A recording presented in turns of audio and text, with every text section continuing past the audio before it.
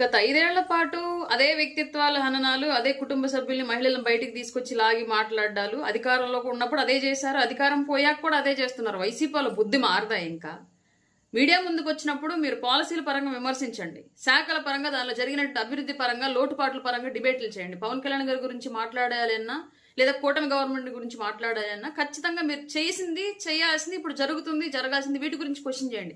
ఎంతసేపటికి personal విషయాలైనా media ముందుకు వచ్చి పవన్ కళ్యాణ్ గారి భార్యని, చంద్రబాబు నాయుడు గారి భార్యని, బిఆర్ నాయుడు గారిని, ఆయన కుటుంబాన్ని ఆ రోజాతో అనిపించడం ఎలా?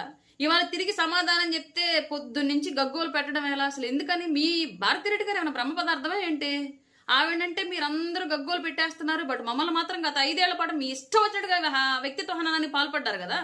మా వ్యక్తిగతంగా ఎంత డ్యామేజ్ చేయడానికి ట్రై చేశారు మీరు. డబ్బులు పెట్టి మరి పేటిఎం బ్యాచ్ ని క్రియేట్ చేసి మరి మా ఫోటోలు మార్ఫింగ్లు ఎక్కడెక్కడ అడ్డమైనటువంటి సైట్ల నుంచి డౌన్లోడ్ చేసి వాళ్ళకి మా ఫేస్లను డౌన్లోడ్ అతికించేసి మార్ఫింగ్లు చేసి ట్రోలింగ్లు చేసి మాకు వ్యక్తిగతంగా అడ్డమైనటువంటి సంబంధాలను అంటగట్టి పెళ్లిళ్ళు చేసి రికార్డింగ్ డాన్సులు అని చెప్పేసి ఇలా రకరకాలుగా మమ్మల్ని అన్ని రకాలుగా వ్యక్తిత్వ హననాలకు పాల్పడ్డారు కదా. ఆ రోజు మేము ఆడాలని గుర్తురాలేదా? భారతిరెడ్డి పుట్టినట్టు మేము పుట్టలేదా? భారతిరెడ్డిని పెంచినట్టు మా తల్లిదండ్రులు మమ్మల్ని పెంచలేదా? మమ్మల్ని అన్నప్పుడు బాధ లేదా మాకు?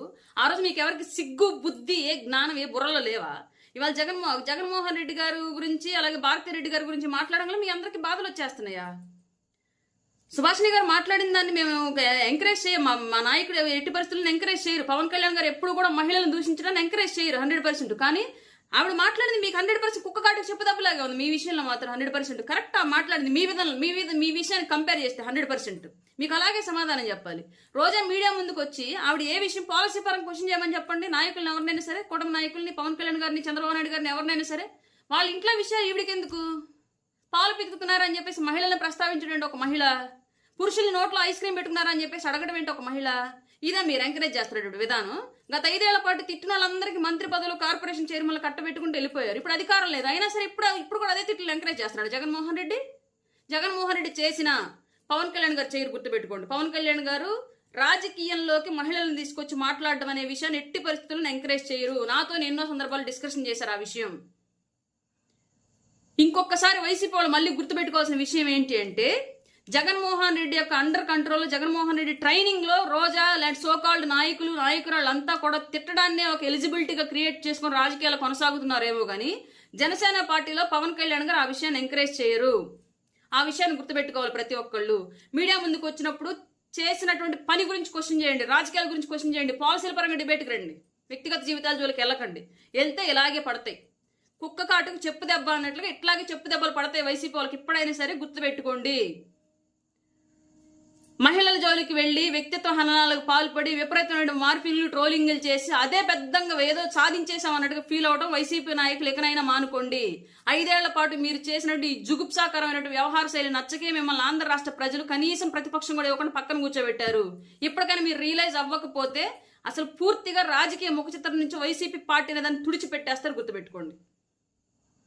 సిగ్గుండాలి. మనం నీతులు చెప్పాలి అంటే ఫస్ట్ మనం పాటించాలి.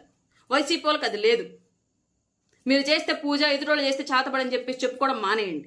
భారతిరెడ్డి లాంటి వాళ్ళు అందరూ కూడా, భారతిరెడ్డి గారు రాజకీయాల్లో లేదు కదా ఎందుకంటారని మాట్లాడండి. మీరు అదే వాళ్ళని క్వశ్చన్ చేస్తున్నారు. అన్నా లెజనరావు గారు ఎప్పుడు రాజకీయాల్లోకి వచ్చారు? ఎందుకు మాట్లాడారు లాస్ట్ 5 years? అందరూ పవన్ కళ్యాణ్ గారు పిల్లల్ని ఎందుకు మాట్లాడించారు? బోరుగడ్డ అనిల్తో మాట్లాడించినోడు ఎవడు? వర్ర రవీందర్ రెడ్డితో మాట్లాడించినోడు ఎవడు? శ్రీరెడ్డితో మాట్లాడించినోడు ఎవడు? పంచ ప్రభాకర్తో మాట్లాడించినోడు ఎవడు? సోషల్ మీడియాలో ఒక ఉన్మాద మోకం తయారు చేసి, రాజకీయాల్లో ఒక ఉన్మాద మోకం తయారు చేసి, అసెంబ్లీ సాక్షిగా పుట్టుకల గురించి, డిఎన్ఏ గురించి మాట్లాడినాడు. ఇదంతా ఏంటి? మహిళలు కాదా? భువనేశ్వర్ గారు మహిళ కాదా? మీ ఇళ్లలో వాళ్ళే మహిళలు అనుకోవటం, మిగతా వాళ్ళ ఇళ్లలో వాళ్ళు మహిళలు కాదనుకోవటం. దయచేసి ఆ భ్రమల నుంచి బయటికి రండి వైసీపీ నాయకులంతా. రెస్పెక్ట్ అనేది ఇస్తే తిరిగి వస్తుంది.